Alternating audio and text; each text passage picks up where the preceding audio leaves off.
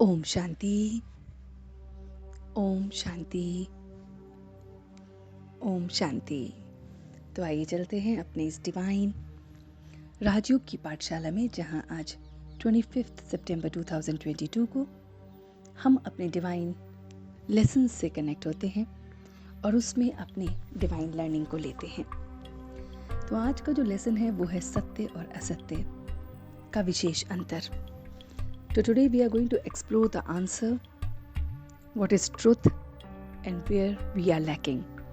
तो उसके लिए आज एक जो सबसे पहला पाठ हमें पक्का करना है वो है उस परमात्मा के साथ एक स्लोगन याद रखना है कि मैं उसका और वो मेरा।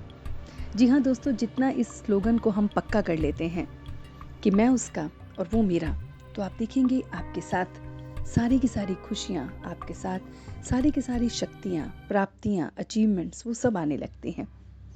जब हम उस एक की बजाय दूसरों को इसमें जोड़ लेते हैं तो झमेले पड़ जाते हैं। जब हम इस झमेले में पड़ जाते हैं तो बुद्धि और मन विचार करना बंद कर देते हैं और उस समय हम फिर असत्य की ओर चले जाते हैं। हमें राइट और रॉन्ग में डिफरेंस नहीं मिलता। हमें जो चीज़ें असत्य दिखती हैं उसकी खुशी वो एकदम हूबहू ऐसी दिखती है कि बस यही सत्य है, लेकिन ऐसा नहीं है।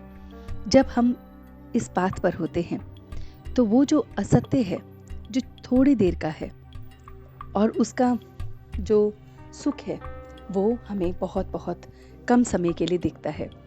तो इस तरह से हमें अपने आप को देखना है, चेक करना है कि हम अपने इस डिवाइन जर्नी के पाथ पर किस समय क्या कर रहे हैं, किस तरह से असत्य में जा रहे हैं। और असत्य के रास्ते पे हमें थोड़ी देर का वो जो सुख है वो तो दिखता है, लेकिन वो फिर हमेशा हमेशा को हमें दुखी भी करता है।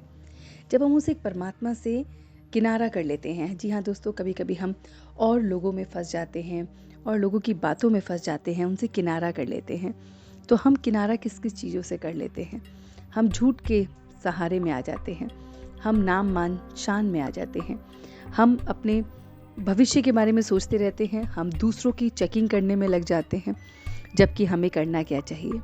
हमें इसका विपरीत करना है, उल्टा करना है दोस्तों। हमें नाम मान शान इन सब के झूलों में ना झूलते हुए अपने वर्तमान को बहुत बहुत सुधारना चाहिए। अपनी स्वयं की चेकिंग करनी चाहिए, सत्य को परखने की शक्ति रखनी चाहिए। हमें उस सच्चे परमात्मा के साथ, तो सच्चे बाप के साथ सच्चा साथी बनना चाहिए। हमारा उठना बैठना चलना फिरना सब इस तरह से हो कि उसकी झलक हमें दिखती रहे।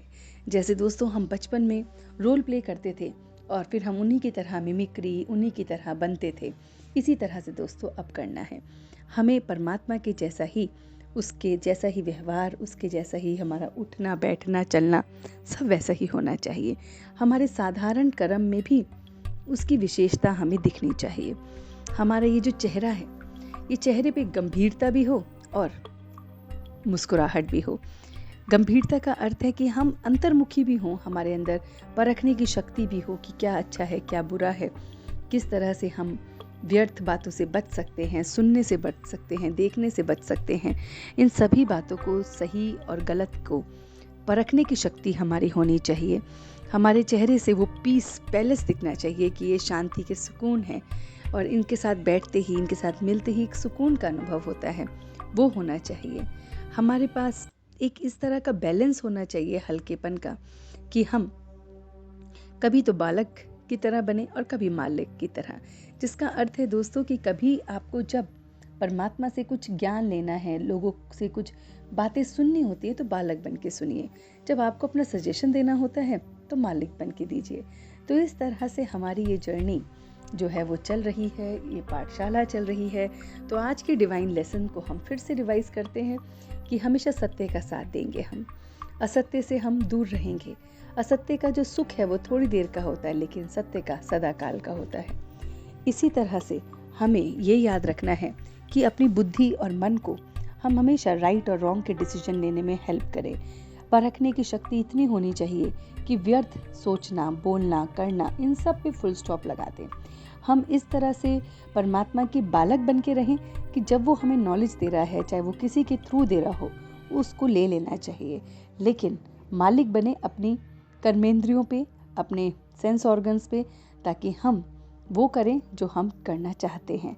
तो दोस्तों, है ना प्यारी सी बातें, इनमें से जो भी बातें आपको अच्छी लगें वो प्लीज़ आप इम्बाइब कीजिए और अपने इस नॉलेज को, अपने इस विजडम को, इस परखने की शक्ति को और ज़्यादा बढ़ाइए। So thank you so much for watching and listening till the end. Keep imbibing. Om Shanti.